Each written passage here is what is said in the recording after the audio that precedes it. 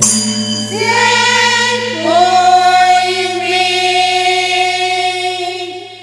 dọa tay lôi an thôi na giáo cai lao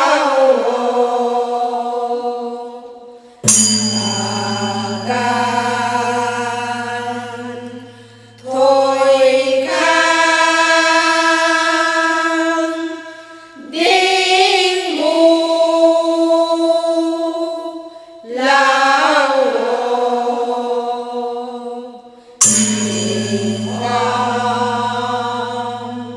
lao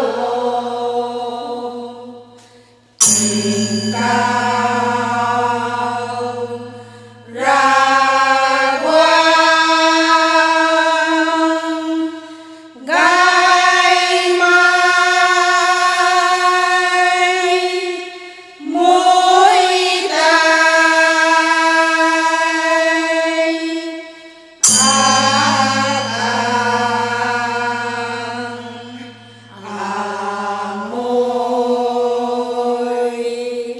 khang ti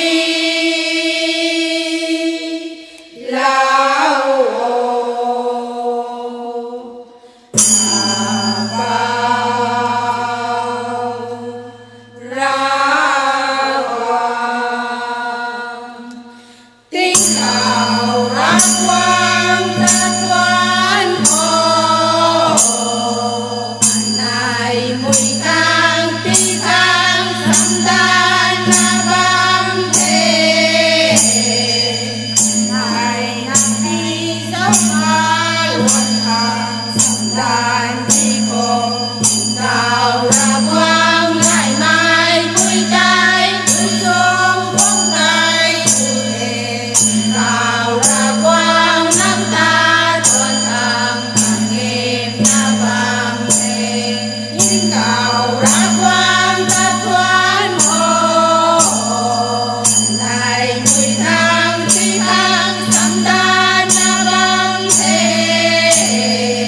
này na vi giáo ba luân hàng sắm đan đi cô cào ra quang ngày mai mùi tay mùi trông cũng khai mùi hề cào ra quang năm ta toàn hàng càng nghiêm na bám thế tiếng cào ra quang ta thoát hồ này mùi khang tí khang sắm đan na bám thế